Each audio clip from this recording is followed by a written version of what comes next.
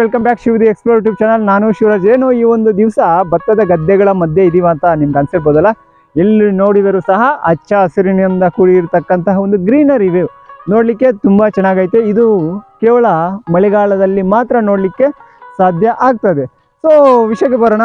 ಈ ಒಂದು ಭತ್ತಕ್ಕೆ ಸಂಬಂಧಿಸಿದಂತಹ ಬೆಳೆಗಳು ನಮ್ಮ ಕಡೆ ಕೇವಲ ವರ್ಷಕ್ಕೆ ಒಂದು ಬಾರಿ, ಅದು ಸಹ ಮಳೆಗಾಲದಲ್ಲಿ ಮಾತ್ರ ಈ ಒಂದು ಬೆಳೆನ, ಅದ್ರ ಜೊತೆಗೆ ಈ ಹಸಿರಿನ ಒಂದು ಸೊಬಗನ್ನು ನೋಡಲಿಕ್ಕೆ ನಮ್ಮಿಂದ ಸಾಧ್ಯ.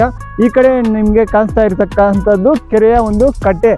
ಈ ಕೆರೆ ತುಂಬ ನೀರಿದ್ದಾವೆ. ಮಳೆಗಾಲದಲ್ಲಿ ಮಾತ್ರ ತುಂಬ ನೀರಿರ್ತದೆ, ಆದರೆ ಬೇಸಿಗೆ ಸಮ್ಮರ್ ಸೀಸನಲ್ಲಿ ಸ್ವಲ್ಪ ಮಟ್ಟಿಗೆ ಕಡಿಮೆ ಆಗ್ತದೆ. ಇಲ್ಲಿ ನಮಗೆ ಕಾಣಿಸ್ತಕ್ಕಂಥದ್ದು ಎಲ್ಲ ಸಹ ಬೆಟ್ಟಗಳಿಂದ ಸುತ್ತುವರೆದಿದೆ. ಸೊ ಅದಕ್ಕೆ ಕಡಿಮೆ ಮಳೆ ಬಂದರೂ ಸಹ ಆದಷ್ಟು ಬೇಗ ಈ ಒಂದು ಕೆರೆ ಅನ್ನೋದು ತುಂಬಲಾಗ್ತದೆ. ಈಗ ನಮಗೆ ಈ ಕಡೆ ಕಾಣಿಸ್ತಕ್ಕಂತಹ ಎಲ್ಲ ಭತ್ತಗಳ ಗದ್ದೆಗಳು ಸಹ ಈ ಒಂದು ಭೂಮಿ ಅನ್ನೋದು ಒಂದು 600ರಿಂದ 700 ಎಕರೆಯಷ್ಟು ಭೂಮಿ ಅನ್ನೋದು ತುಂಬ ವಿಶಾಲವಾದಂತಹ ಭೂಮಿ. ಈ ಒಂದು ಭೂಮಿಯಲ್ಲಿ ವರ್ಷಕ್ಕೆ ಕೇವಲ ಒಂದು ಬಾರಿ ಮಾತ್ರ ಈ ಒಂದು ಭತ್ತದ ಬೆಳೆಗಳನ್ನು ಬೆಳೀಲಿಕ್ಕೆ ಸಾಧ್ಯ ಆಗ್ತದೆ. ಯಾಕಂತಂದರೆ ನೀರಿನ ಅಭಾವ ಇರೋದರಿಂದ ನಮ್ಮ ಒಂದು ಕೋಲಾರ ಜಿಲ್ಲೆಯಲ್ಲಿ ಯಾವುದೇ ರೀತಿಯಾದಂಥ ಬೇರೆ ನದಿಯ ಮೂಲಗಳು ಅನ್ನೋದು ಈ ಒಂದು ಏರಿಯಾದಲ್ಲಿ ಇಲ್ಲ. ಸೊ ಅದರಿಂದ ಈ ಒಂದು ಕೆರೆಯಲ್ಲಿರುವಂತಹ ನೀರು ಮಾತ್ರ ಈ ಒಂದು ಭತ್ತಕ್ಕೆ ಆಧಾರವಾಗಿದೆ. ಇದರಲ್ಲಿ ಹಲವಾರು ರೀತಿಯಾದಂತಹ ಬೆಳೆಗಳನ್ನು ಬೆಳೆದಿದ್ದಾರೆ. ಅಂತಂದರೆ ಭತ್ತಕ್ಕೆ ಸಂಬಂಧಿಸಿದ ವಿವಿಧ ತಳಿಯ ಭತ್ತವನ್ನು ಬೆಳೆದಿದ್ದಾರೆ. ಅದರಲ್ಲಿ ಹಂಸ ಆಗಿರ್ಬೋದು, ನರ್ಮದಾ ಆಗಿರ್ಬೋದು, ಬರಿನೆಳ್ಳು ಭತ್ತ ಆಗಿರ್ಬೋದು, ಹಲವಾರು ರೀತಿಯಾದಂಥ ಒಂದು ಭತ್ತನ ಬೆಳೆದಿದ್ದಾರೆ. ಸೊ ನಿಮಗೆ ಈ ಒಂದು ವಿಡಿಯೋ ಇಷ್ಟವಾದರೆ ನಮ್ಮ ಒಂದು ಚಾನಲ್ನ ತಪ್ಪದೆ ಸಬ್ಸ್ಕ್ರೈಬ್ ಮಾಡಿ ಅಂತ ಹೇಳ್ತಾ ನೋಡ್ತಾ ಇರ್ಬೋದು ಯಾವ ರೀತಿ ವ್ಯೂ ಐತೆ ಅಂತೇಳಿ. ನೋಡ್ತಿದ್ರೆ ತುಂಬ ಚೆನ್ನಾಗಿರ್ತದೆ. ಈಗ ಸಮಯ ಬಂದ್ಬಿಟ್ಟು 5 ಗಂಟೆ.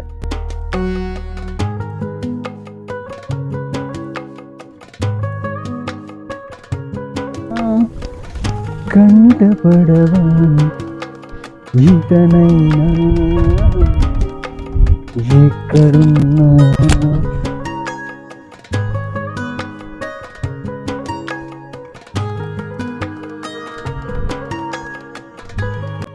5:15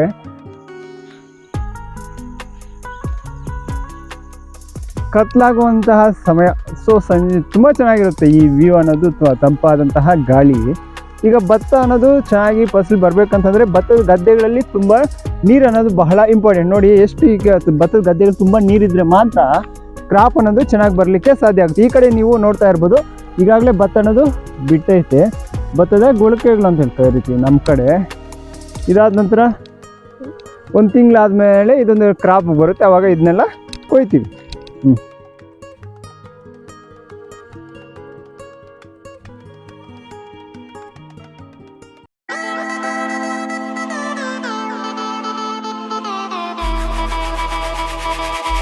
ಮುಂಜಾನೆ ಅಂದರೆ ಈವ್ನಿಂಗ್ ಟೈಮು. ಸೊ ನಮಸ್ಕಾರ.